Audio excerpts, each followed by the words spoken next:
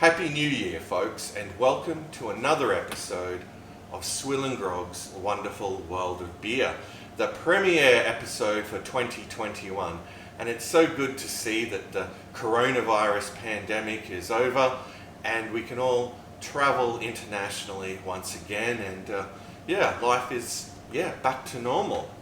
It's really wonderful. So anyway, this time around I'm having a look at America's best-selling beer, Bud Light, which I would have reviewed about 10 years ago. In fact, we're actually coming up to the 10th anniversary of this actual channel.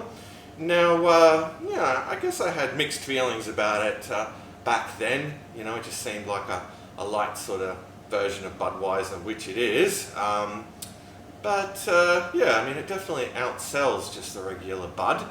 And I mean, light beers in the States aren't the same as light beers in Australia. This is 4.2% alcohol by volume, brewed by Anheuser-Busch in St. Louis, Missouri. 355 ml or 12 fluid ounce can we have here. So by Australian standards, this is a full strength beer. So I mean, it's just light on calories. So that's what a light beer is in the US, and I don't really have any problem with them these days. I'm quite fond of Coors Light. Well, the Coors Light they get over there, the stuff we get here is just dreadful now, and Miller Lite. So let's see what I think of Bud Light in 2021. So crack open the can, some nice smoke there. I'll pour it out into this mug. Okay. Rightio.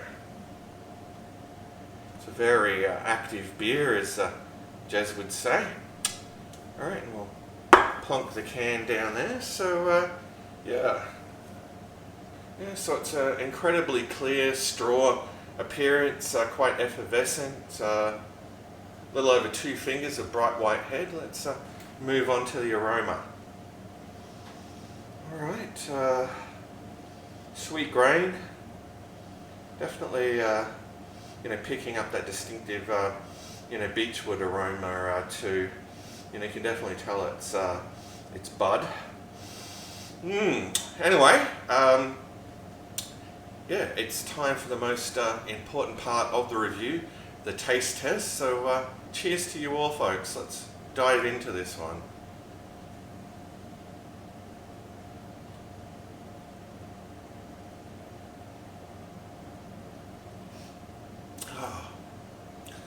That really does hit the spot. A nice hit of subtle sweet malts.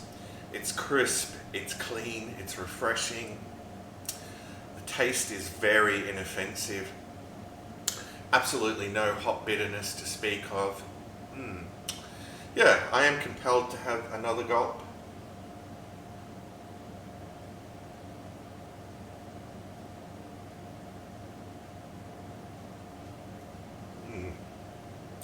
Yeah, quite tasty. I mean, on a hot summer's day, wow, this really does it for me.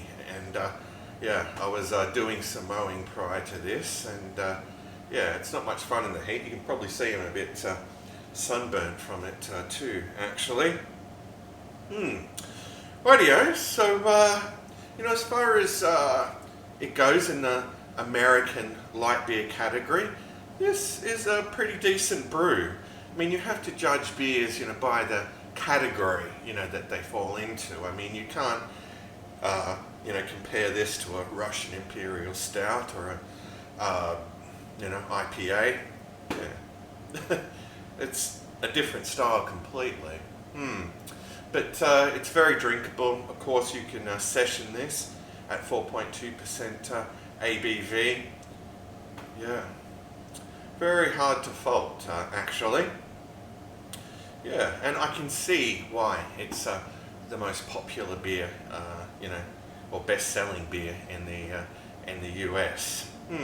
And there you can get it for a very reasonable price. The last time I was in the US, which was in Honolulu, Hawaii, in when was it? February 2019. I remember getting a 12 pack of these cans for around about $9. Yeah, I mean, well, you pay, gee whiz, about 6 times that for them here. Yeah, but, you know, that's Australia and it's a horrid taxation for you. Yeah, it's not exactly easy to come by this one in Australia, by the way. You're not going to find it in your regular bottle shop. Yeah, I mean, these days, yeah, what you find there is pretty disappointing. I mean, there's just this oversaturation of craft beer that, yeah, I mean, is very overpriced and, yeah, leaves a lot to be desired. What can I say? But I won't go on you know, a rant about that. We'll save that for another time. But, you know, as far as a drinkable, you know, tasty brew goes, this is really really something. And yeah, it's a real shame too that American beers are so poorly represented in Australia. You'd be hard pressed actually, you know, in a regular bottle shop to even find an American beer that's you know, brewed stateside. Bud these days is brewed under license here, as is Miller Genuine Draft and Coors Bottles, and Pabst Blue Ribbon, in fact, yeah. Yeah, and most of them are quite terrible. Rightio, well, time to wrap this up and give it a score for 2021. Alright.